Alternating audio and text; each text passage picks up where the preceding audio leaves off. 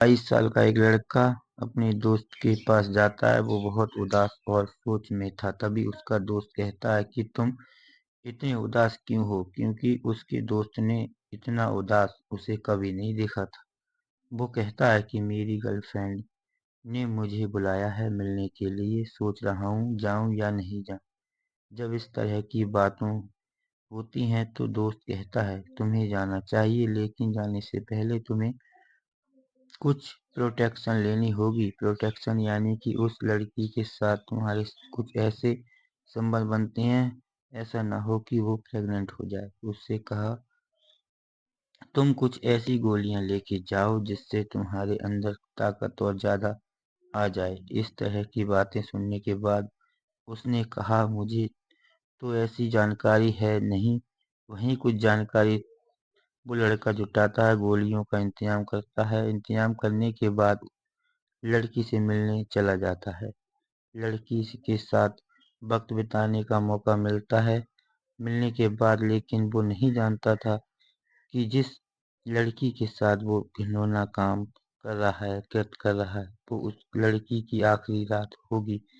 क्योंकि उस लड़की के साथ ये सब किया, उस लड़की की तबीयत बिगड़ती जाती है, खराब हो जाती है, और तबीयत खराब होते ही लड़की की मौत हो जाती है। अब इस लड़की की मौत की सूचना न केवल उस गांव में थी बल्कि सारे इलाके में फैल जाती है, और जहां-जहां अखबारों, टेलीविजन, सोशल मीडिया के माध्यम से लोगों तक पहुंचती है, तो लोगों को यकीन नहीं हो रहा था कि 22 साल का लड़का इतना घिनौना कृत्य कैसे कर सकता है।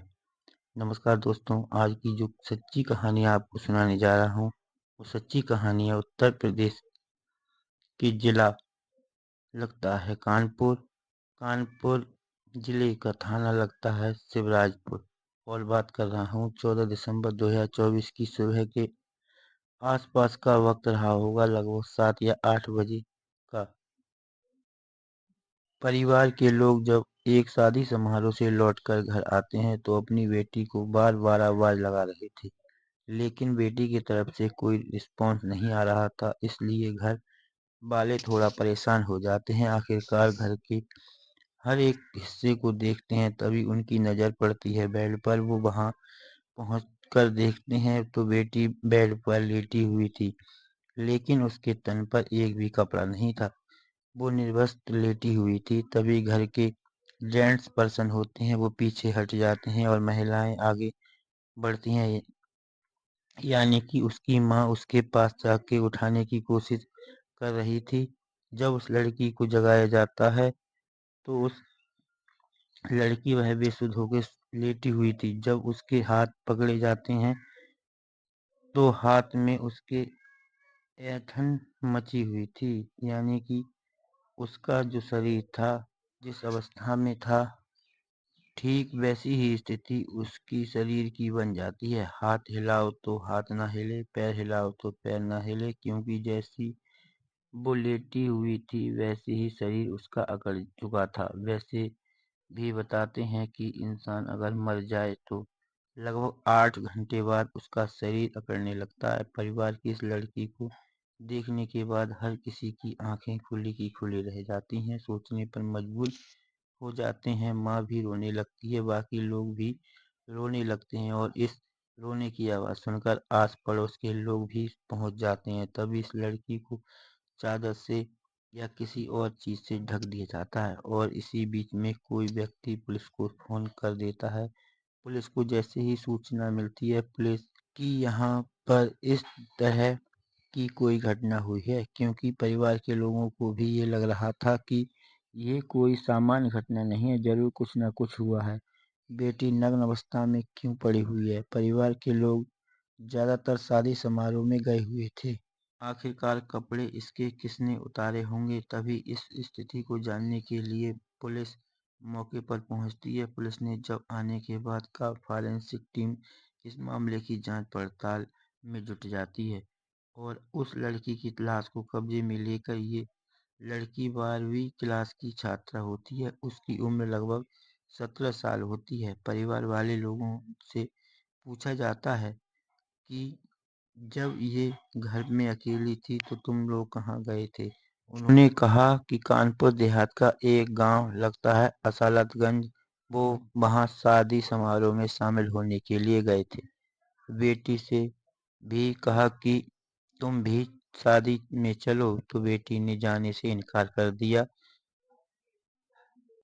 अब जैसे ही ये बात गांव में फैल जाती है तो घर का इसी परिवार का जो बेटा है उसका घर थोड़ा दूर पड़ता है। उसके बेटी की पत्नी आती है और वो कहती है कि मेरी 5 साल की बेटी तो इसी के साथ ही सो रही थी। तो उस बेटी से पूछा जाता है तो वो बेटी कुछ भी बताने में असमर्थ हो रही थी। अब पुलिस की जो फॉरेंसिक टीम है, वो फॉरेंसिक टीम मामले की जांच पड़ताल में जुट जाती है।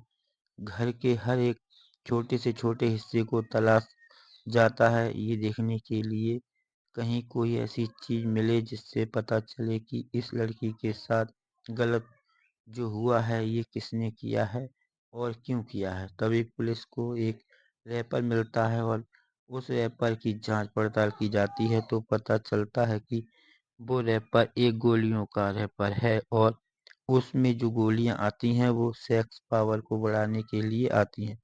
पुलिस वालों को बड़ा आश्चर्य होता है जब घर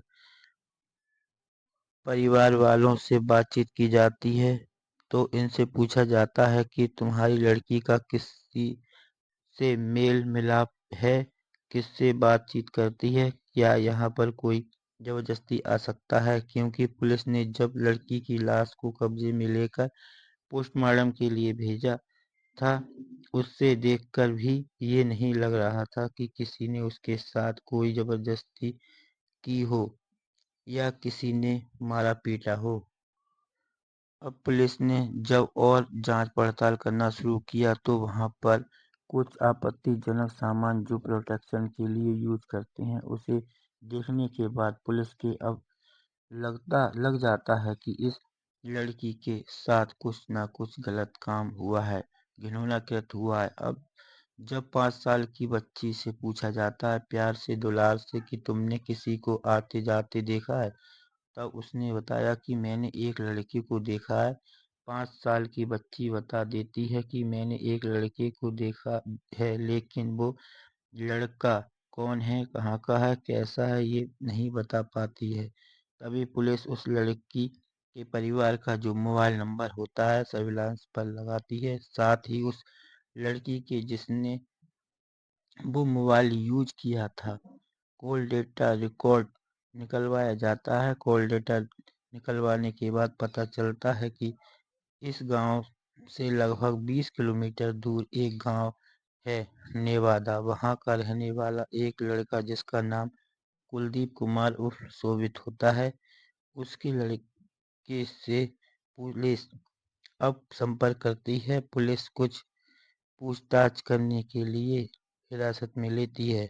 उससे जब पूछताछ की जाती है तो वो शुरुआत में जिस तरह से होता है हर कहानी में पुलिस को देखकर उसने तरह तरह की कहानी बताई। जब पुलिस ने सख्ती से पूछना शुरू किया तो उसने चौंकाने वाली बात बताना शुरू कर दिया। दरअसल वो कहता है कि इस लड़की से उसकी मुलाकात सोशल मीडिया के माध्यम से हुई थी, यानी कि फेसबुक पर ये बातचीत किया करते थे, दूसरे से संपर्क में आते हैं, दोस्ती हो जाती है, दोस्ती गहरी हो जाती है, ये दोस्त रिश्ता प्यार की तरह बढ़ जाता है। इस लड़की ने कहा था कि 13 दिसंबर 2024 को इसके परिवार के सभी लोग एक शादी समारोह में जाएंगे। एक मौका है, अगर तुम आओ तो आ सकते हो।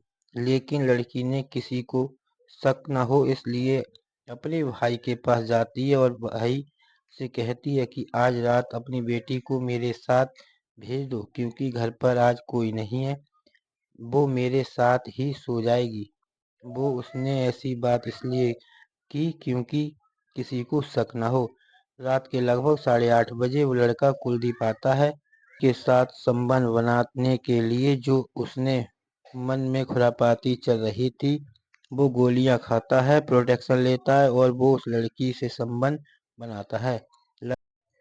लगभग 8:30 बजे से ये कहानी शुरू होती है और सुबह के लगभग 3 बज जाते हैं, लेकिन इन 7 घंटों के अंतराल में उस लड़की के तन पर कोई कपड़ा नहीं था। हालांकि इस बीच में उस लड़की को ठंड जरूर लगी, और जब ठंड लगी तो चूल्हे पर आग जलाई जाती है ताकि उसे तपाया जा सके। लेकिन उस लड़के के ने उस लड़की को कपड़े नहीं पहनने दिए, और वो लगातार उन गोलियों की वजह से ये घिनौना कृत्य करता रहा। और कब न जाने उस लड़की की तबीयत कितनी ज्यादा खराब हो जाती है, लड़का समझ ही नहीं पाता। वो लड़की बेड पर लेट जाती है।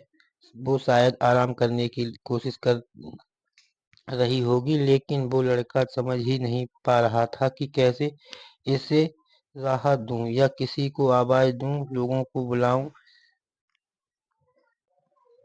उसने इस तरह की जो समस्या उत्पन्न हो रही थी, उससे निकलने का कोई रास्ता नहीं खोजा। लेकिन उसने खोजा ये कि किसी तरह से वो यहाँ से भाग जाए, अपने घर चला जाएगा, और भाग जाएगा तो शायद किसी को इस बात का एहसास भी नहीं होगा। वो भाग जाता है, और अगले दिन 14 दिसंबर 2024 को ये बात सोशल मीडिया के माध्यम से पता चलती है। तो पास के ही गांव में एक लड़की, जिसके घर वाले एक शादी में गए हुए थे, घर में अकेली लड़की, उसकी मौत हो जाती है।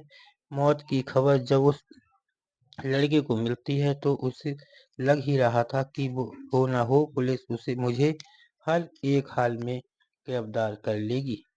आखिरकार 17 दिसंबर 2024 को पुलिस ने जब इस घटनाक्रम का खुलासा किया, तो ये बात सामने आई कि सहमति से उसने उस लड़की से शारीरिक संबंध बनाए थे, 2 बार संबंध बनाए थे। इसलिए इसमें कुछ होना नहीं चाहिए। लेकिन पुलिस उस मामले में जो बयान देती है, वो बड़े शानदार बयान देती है। भले ही ये सहमति से संबंध बनाए थे, लड़की की उम्र नाबालिग थी, यानी कि उसकी 18 साल से कम की उम्र थी। इसलिए इस पर रेप की धाराएं लगाई जाती हैं, और साथ ही उस पर फाक्सो एक्ट भी लगाया जाता है। लड़के को गिरफ्तार किया जाता है। गिरफ्तार करने के बाद उसे जेल भेज दिया जाता है।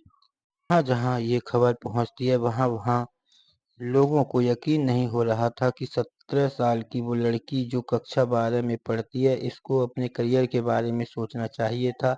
लेकिन कहाँ, वो सोशल मीडिया के झमेले में पड़कर एक लड़के से दोस्ती कर बैठती है, और दोस्ती भी इस तरह की, जब घर में कोई नहीं होगा तो वो उसे अपने पास बुलाएगी, और वो उसके साथ इस तरह से जो भी होगा, जो होता है वो वाकई भयानक होता है। मगर दोस्तों, किसी को भी इस तरह की आज़ादी मिलती है तो उसको अपने परिवार वालों का विश्वास नहीं तोड़ना चाहिए।